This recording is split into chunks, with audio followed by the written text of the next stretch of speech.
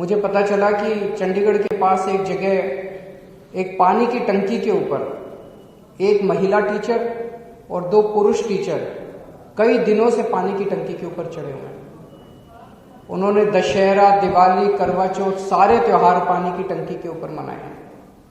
ये बेहद दुख की बात है। जिन टीचर्स को क्लासों में होना चाहिए पढ़ाने के लिए, वो टीचर्स आधे से ज़्यादा टाइम उनको बेचारों को प्रोटेस्ट्स में, उनकी 2 ही डिमांड है। एक डिमांड है कि जितनी खाली भर्तियां हैं पेपर लेके उनको भरा जाए, और दूसरा कच्चे टीचर्स को पक्का किया जाए।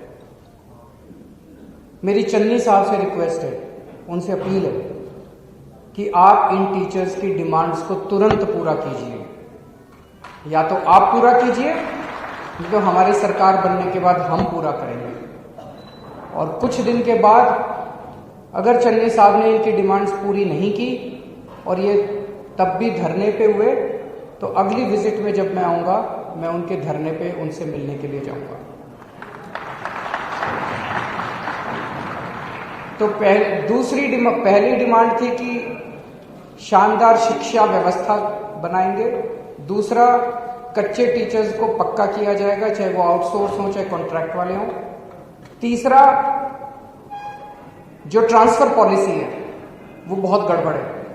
कल एक टीचर मेरे से मिलने के लिए आए, उन्होंने कहा जी टीचरों की कमी है, तो कई टीचर्स को 2 ड्यूटी दे देते हैं, भाई ये तेरा चार्ज है और ये एडिशनल चार्ज है। उनका एक ड्यूटी एक स्कूल में है और दूसरी ड्यूटी दूसरे स्कूल में, 3 दिन स्कूल में, 3 दिन स्कूल में, और दोनों स्कूलों में 200 किलोमीटर का फासला है। बताओ कोई कैसे काम कर सकता है? एक आदमी के पास 2 चार्ज हैं, 3 दिन स्कूल में पढ़ाएगा, 3 दिन स्कूल में पढ़ाएगा, और दोनों स्कूल जो है 200 किलोमीटर दूर है। ये ट्रांसफर पॉलिसी बदलनी है। उन्होंने कहा कि जो थोड़ी सी आवाज उठाता है उसको ट्रांसफर कर देते हैं, और ऐसे ऐसे ट्रांसफर कर रखे हैं लोगों को तंग करने के लिए। दिल्ली में हमने ट्रांसफर पॉलिसी बदली। आज दिल्ली में साल के बिगिनिंग में हर टीचर से पूछते हैं कि आपको किस स्कूल में जाना है। हमें लगता है कि टीचर को दुखी करके आप बच्चे को सुखी नहीं कर सकते। अगर टीचर मन में दुखी है वो बच्चों को अच्छा पढ़ाएगा ही नहीं। 24 घंटे उसके मन में कुड़कुड़ रहेगी, कहां फंस गया यार मैं, ट्रांसफर। वो कोशिश करता रहेगा ट्रांसफर कराने की अपनी, उसका 90% टाइम बच्चों को पढ़ाने में नहीं जाएगा। तो इसीलिए हमने दिल्ली में यह तय किया कि हर टीचर को उसकी मन मर्जी की, उसके घर के पास देंगे उसका स्कूल। उसको घर से दूर भेजने की क्या जरूरत है? हर टीचर से पूछा जाता है, आप बताओ आप कौन से स्कूल में जाना चाहते हो। कोशिश की जाती है कि सभी टीचर्स को उनके मनमाफिक स्कूल दे दिया जाए, लेकिन अगर कहीं नहीं हो पाता उनको फिर उसके पास का कोई स्कूल दिया जाता है। वही ट्रांसफर पॉलिसी पंजाब में लागू की जाएगी। ट्रांसफर पॉलिसी पारदर्शी होगी, ट्रांसपेरेंट होगी, और टीचर्स को उनके मन मुताबिक उनकी मर्जी का स्कूल दिया जाएगा। चौथी चीज, पूरे देश की ये दुर्दशा है कि टीचर्स से सारा काम कराते हैं टीचिंग के अलावा, पढ़ाने के अलावा उनसे बीएलओ का काम कराते हैं, उनसे पंजाब के कई टीचर्स ने बताया क्लर्की का काम कराते हैं। कई डिपार्टमेंट्स में डेटा एंट्री ऑपरेटर रखा हुआ है, टीचर्स को स्कूल से निकाल के डेटा एंट्री ऑपरेटर रखा हुआ है, उनको क्लर्क बना के रखा हुआ है।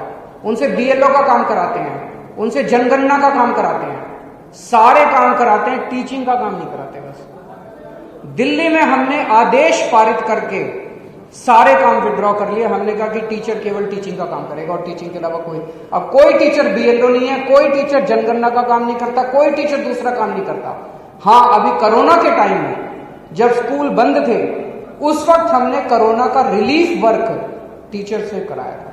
इसके अलावा टीचर से कोई दूसरा काम नहीं कराया जाता। जैसे दिल्ली में किया ऐसे पंजाब में भी टीचर्स के से जो नॉन टीचिंग का सारा काम है वो वापस लिया जाएगा, उनसे कोई दूसरा काम नहीं कराया जाएगा।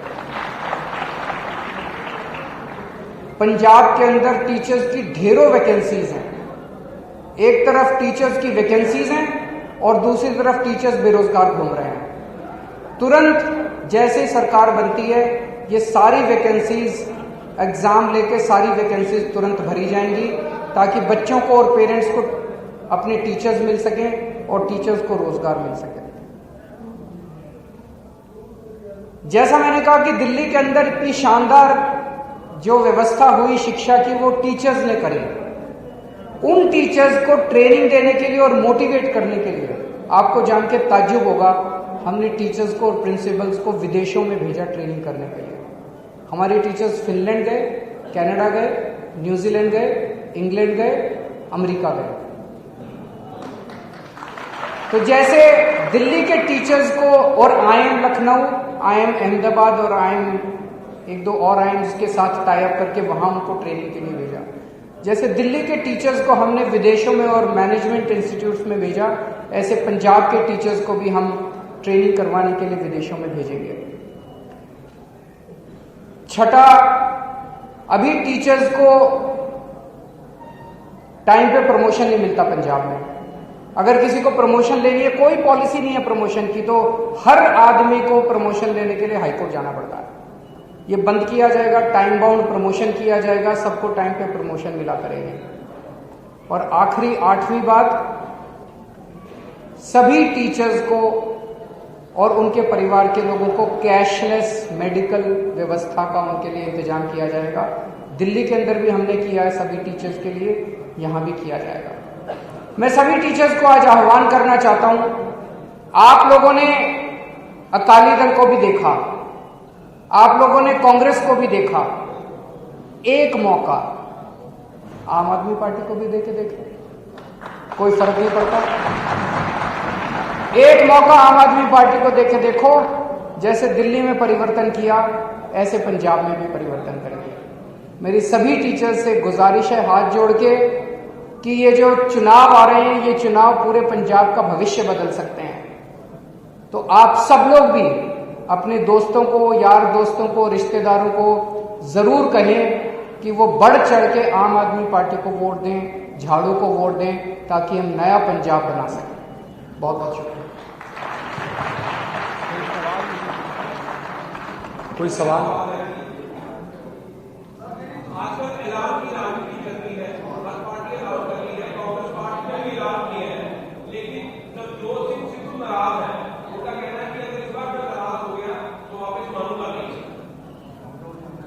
अगर इस पर नाराज हो गया तो मैं मानूंगा नहीं।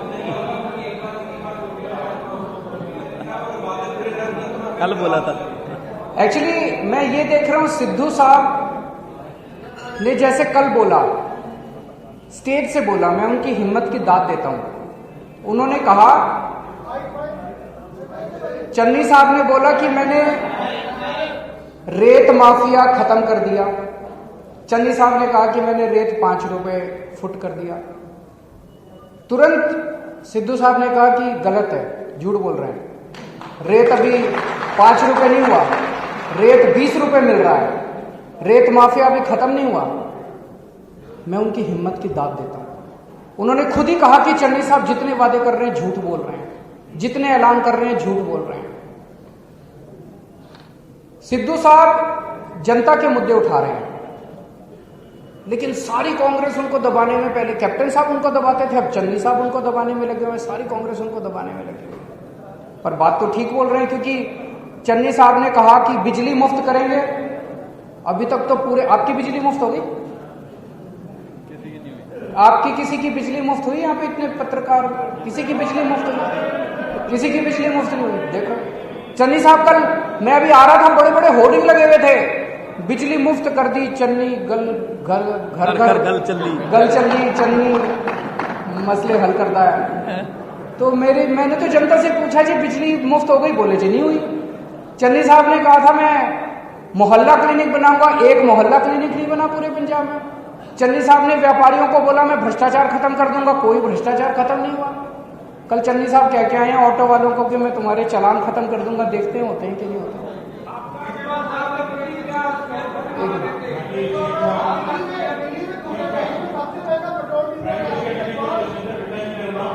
हाँ जी,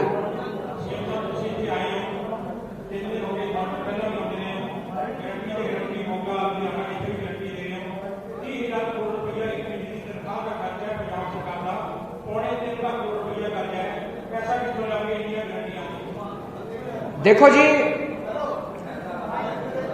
पहली चीज, कल मैं इनके बयान सुन रहा था, सारे कांग्रेस, चन्नी साहब के, सिद्धू साहब के और भी कांग्रेसी, सारे जने क्या कह रहे थे